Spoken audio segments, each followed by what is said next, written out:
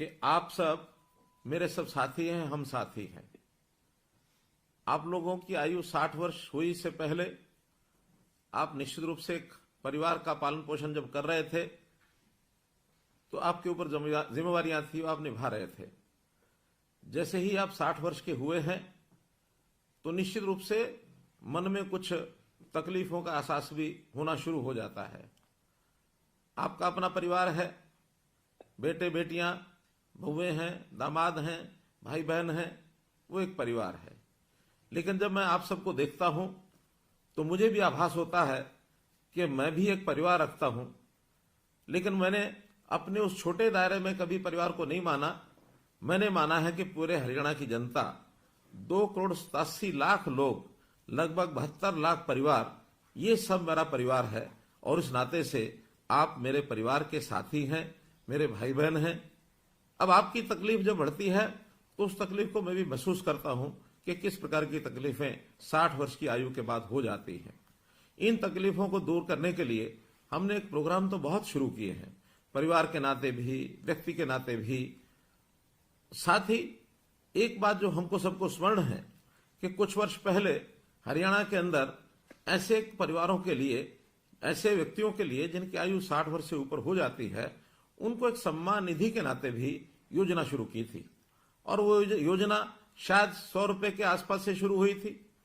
समय बढ़ते बढ़ते उसमें बढ़ोतरी हुई और मुझे ध्यान है कि जब 2014 में हम लोगों ने सरकार संभाली तो उस समय ये पेंशन 1,000 रुपये मासिक थी। हमें लगा कि इसमें बहुत कमी है, इसको बढ़ाना चाहिए। लगातार हर वर्ष 200 रुपये, 250 रुपये, 200 रुपये, इस नाते से बढ़ाते बढ़ाते और अभी 1 अप्रैल अगला जो 2023 का महीना शुरू होने वाला है, उस समय ये हमारी जो पेंशन है, जो सम्मान निधि है, ये 2,750 रुपये हो जाएगी। कहाँ 1,000 रुपया, कहाँ 2,750 रुपया। अब इस नाते से हम अपने प्रदेश के लगभग 18.5 लाख बुजुर्गों को ये हर महीने राशि पहुंचाते हैं। 460 करोड़ रुपए से ऊपर ये राशि हर महीने पहुंचती है। जब ये क्रम चलता हुआ हमने वर्षों तक देखा, एक बात और ध्यान में आई कि ऐसे सब बुजुर्गों को अपनी जब 60 वर्ष होने के बाद नई पेंशन बनानी पड़ती है तो उनको दफ्तरों के चक्कर काटने पड़ते हैं, दरखास्त लेकर के अपनी दस्तावेजों की फाइल बनानी पड़ती है और फिर धक्के खा खा करके भी उनकी महीनों वर्षों तक पेंशन ही नहीं बनती है। कभी उनका सिफारिशी कोई नहीं मिलता उनको। बहुत से लोग बीच में एजेंट खड़े हो जाते हैं। उस नाते से एक तकलीफें, एक धक्के जो खाने पड़ते थे, ये एहसास जब हमको हुआ तो हमें लगा कि ये बहुत ही एक अन्यायपूर्ण एक व्यवस्था है, इसको बदलना चाहिए। हमने इसमें बदल करके जब परिवार पहचान पत्र बनाया और हर परिवार का डाटा ये हमारे पास आ गया, तो उस परिवार के डाटा के अंतर्गत हमको पता लगा कि कितने ऐसे व्यक्ति हैं जो कब 60 वर्ष के होने वाले हैं, आयु के हिसाब से उसकी जानकारी हमें तुरंत मिलने लग गई। अब 2 ही कंडीशन है किसी भी बुजुर्ग की, वो पेंशन शुरू हो, या तो व्यक्ति 60 वर्ष का हो गया है और या फिर जो 60 वर्ष का हुआ है वो दोनों पति पत्नी की आय ये 2 लाख रुपए से कम होनी चाहिए। जब ये 2 लाख रुपए की बात आई तभी भी ध्यान में आया कि यार 2 लाख रुपए कम नहीं है, हमें लगा 2 लाख रुपया ये कम है। तो इस अगले महीने से हमने इस आय को भी बढ़ा करके 2 से 3 लाख रुपया कर दिया है और इस 3 लाख के करने के बाद बहुत से लोग इसमें नए और जुड़ गए हैं। तब ये भी व्यवस्था बनाई कि जिस महीने में 60 वर्ष का व्यक्ति हो जाए उसको तुरंत अगले महीने से अपने आप पेंशन शुरू हो जाए। मात्र एक कागज पर आपको साइन करना होगा। कोई भी सरकारी कर्मचारी आपके यहाँ आपकी सहमति लेगा, क्योंकि सहमति लेनी भी आवश्यक है। बहुत लोगों ने ऐसे भी जो हमको मिले हैं जिन्होंने कहा था शुरू में जब व्यवस्था शुरू हुई कि हमको तो पेंशन की जरूरत नहीं है, इसलिए हम कहेंगे तो ही तो पेंशन देनी होगी। इस नाते से हमको ये भी लगा कि ऐसे बहुत से लोग हैं जो शायद ऐसे अवस्था के बाद भी उनको लगता है कि इस पेंशन का सरकार के ऊपर बोझ न डाला जाए, तो अपनी असहमति भी प्रकट करते हैं। उसी में से व्यवस्था निकली कि एक बार 60 वर्ष का होते ही एक सहमति पत्र पर हस्ताक्षर जरूर लेने चाहिए। तो हमने लेने शुरू किए हैं। 1 ही महीने के अंदर अंदर वो सहमति पत्र के साइन भी हम कराते हैं और उसके बाद उन लोगों से जो सहमति पत्र देते हैं अपने आप ही और ये जो पेंशन है ये जाना शुरू हो जाता है। हमने लगभग 6 महीने पहले इस व्यवस्था को शुरू किया था और इन 6 महीनों में 16,500 लोगों को और ऑटोमेटिकली अपने आप पेंशन मिली। तो ऐसे जो 16,500 लोग हैं, आज मैं उन सब 16,500 लोगों से उनके साथ टेलीफोन का संपर्क करके और ये बातचीत कर रहा हूं। निश्चित रूप से आपके मैं अनुभव भी बाद में सुनना चाहूंगा कि इस ऑटोमेटिक पेंशन बनने में कहीं आपको कोई कठिनाई तो नहीं आई है। मेरा पूरा विश्वास है कि ये कठिनाई नहीं आई होगी। अगर कोई आई भी होगी तो इसको हम तुरंत जो है दुरुस्त भी करेंगे, ठीक भी करेंगे। अब ये तो ऑटोमेटिक पेंशन बनने की बात है, लेकिन हम लोगों ने इस पेंशन को जो पहले से बनी हुई है उसमें भी लगभग 18.5 लाख परिवार जो मैंने बताए हैं उनको हम ये पेंशन दे रहे हैं। और इस पेंशन के माध्यम से मुझे ये भी ध्यान है कि आखिर तो हम परिवार वाले लोग हैं, हमारे बेटे बेटियां पोते पोतियां, हमारे सब परिवार के लोग, कभी कभी उनको सहयोग करना पड़ता है, उनको मान सम्मान करना पड़ता है, उनको कोई कहीं ना कहीं दान दक्षिणा देने की भी हमारी मन की इच्छा होती है, तब भी हम देते हैं। तो एक सुविधा ये हरियाणा के लोगों को जो मिल रही है, लगभग 2750 रुपए की जो अब योजना अप्रैल से बनी है, ये भी एक दावे के साथ मैं कह सकता हूं कि इतनी राशि केवल हरियाणा प्रदेश ही है जो ये 2750 रुपया और ये दे रहा है, और किसी प्रदेश में इस प्रकार की व्यवस्था ये ऐसी नहीं है। तो मित्रों, भाइयों बहनों, मैं तो आपको आज यही कहूंगा कि हम लोग जो ये एक लाभ सरकार से ले रहे हैं, तो इस लाभ के बदले में हम लोगों को, क्योंकि हमारी आयु भी 60 वर्ष ही हुई है, तो 60 वर्ष होने के बाद आखिर व्यक्ति का शरीर स्वस्थ रहता है, काम करने योग्य रहता है, तो हमें अपने इस आयु के पड़ाव में आकर के अपने काम के साथ साथ सामाजिक कामों में भी जाना चाहिए।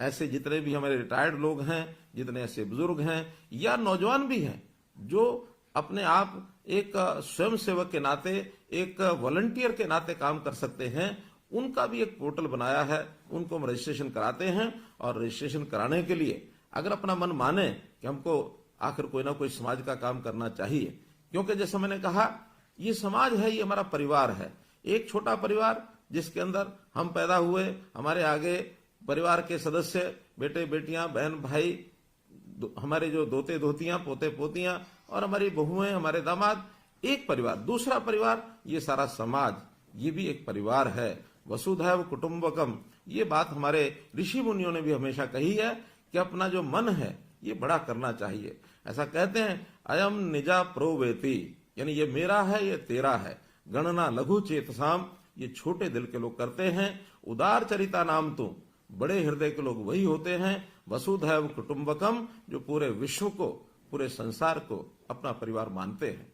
आखिर अपनी सोच हमको बड़ी करनी चाहिए, और अभी तक हमने शायद अपने परिवार पालन पोषण में ही सारा समय लगाया होगा, लेकिन एक आयु के पड़ाव के बाद, जैसे हमारी प्राचीन परंपरा होती थी वानप्रस्थ आश्रम की, तो इस वानप्रस्थी आश्रम के अंदर जाकर के हमको समाज की भी चिंता करनी चाहिए, क्योंकि कभी भी कोई एक अकेला व्यक्ति या एक अकेला परिवार ये अपने आप में पूर्ण इकाई नहीं हो सकते, अपने आप में सारा काम अपने आप नहीं कर सकते। हमको प्राय सभी काम करने के लिए समाज की भी आवश्यकता होती है। यदि सारे समाज की हम चिंता करेंगे तो समाज हमारी भी चिंता करेगा। तो इसलिए वॉलंटियर बनने के लिए हमने जो पोर्टल बनाया है, उस पोर्टल के बारे में मैं बताता हूं।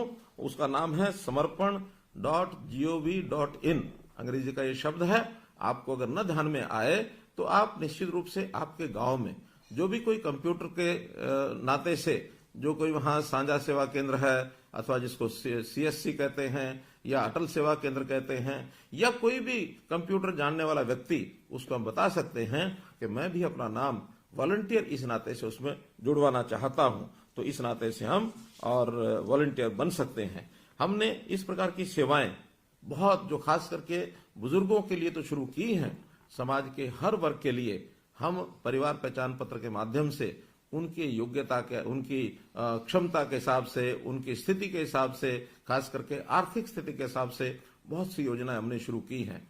हमने इस परिवार पहचान पत्र के अंदर जितने भी नागरिक हैं, अर्थात 2,87,00,000, इनको 6 भागों में बांटा है। 0 से 6 वर्ष तक जब बच्चे होते हैं, बहुत छोटे बच्चे, आखिर उनकी भी संभाल करनी होती है। हमने महिला एवं बाल कल्याण विभाग के नाते से उनको ये जिम्मा सौंपा है। हमारी आंगनवाड़ी वर्कर्स, हमारी आशा वर्कर्स, हमारे जो क्रच हैं, हमारे जो स्कूल हैं, जहां जहां ये बच्चे पढ़ सकते हैं, और जो हमारा इनके स्वास्थ्य को ठीक रखने के लिए या इनको कोई आगे बीमारी न लगे उसके लिए टीकाकरण करने के लिए ये विभाग उनका काम करता है। ऐसे ही 6 वर्ष से लेकर के और 16-18 वर्ष तक ये जो एक हमारे बालक परिवारों के इनको स्कूल शिक्षा का जो विभाग है वो इनकी चिंता करता है कि ये सब बालक पढ़ने के लिए जाएं। कोई बच्चा ऐसा तो नहीं है जो किसी स्कूल में पढ़ नहीं रहा है, घर में ही रहता है, या उसको कोई स्वभाव के नाते से कोई कहीं गलत आदत तो नहीं लग गई है। तो हर बच्चे की संभाल करना ये इस विभाग के जिम्मे रहेगा। 18 से लेकर के 25 वर्ष तक हमारा जो उच्चतर शिक्षा विभाग है, जो उच्चतर शिक्षा में चाहे हमारी यूनिवर्सिटीज हैं चाहे हमारे कॉलेजेस हैं, ये जो विभाग इन 18 से 25 वर्ष वालों की चिंता करेगा। या तो पढ़ाई करेंगे या फिर अपने हुनर को विकसित करने के लिए स्किलिंग डेवलपमेंट के नाते से ये उनकी चिंता करेंगे। कुछ लोग जो रोजगार करना चाहते हैं उनको रोजगार दिलाने की व्यवस्था करेंगे। तो ऐसे सब युवा, ये युवा अवस्था ऐसी होती है, इस समय संभालना बहुत जरूरी होता है, दिशा देना बहुत जरूरी होता है। तो हमारे युवक एक ठीक दिशा में काम करें, इनके लिए वो काम हम देते हैं उनको। इसी प्रकार 25 वर्ष से लेकर के 40 वर्ष तक ये ऐसे युवा होते हैं जो स्पोर्ट्स में काम करते हैं, जो कहीं ना कहीं नौकरी की तलाश करते हैं। तो इस नाते से इनके युवकों की गतिविधियों में ये भाग लें और हर किसी को अपने परिवार पालन के अंदर सहयोग करने के नाते रोजगार प्राप्त हो, ये काम हम उसके लिए भी करते हैं। ये भी हमारा जो यूथ अफेयर्स जो डिपार्टमेंट है ये जो और स्पोर्ट्स डिपार्टमेंट है वो लोग इनका पूरा ध्यान रखेंगे। इसी प्रकार 40 से 60 वर्ष तक का रेवेन्यू डिपार्टमेंट हमारा है, क्योंकि ये प्राय सब लोग अपने काम में लग जाते हैं। कोई छोटा काम करे, बड़ा काम करे, नौकरी करे, दुकान करे, उद्योग करे, इन सब के जिम्मे अपने परिवार का पालन पोषण होता है। इनको किसी प्रकार की कठिनाई न आए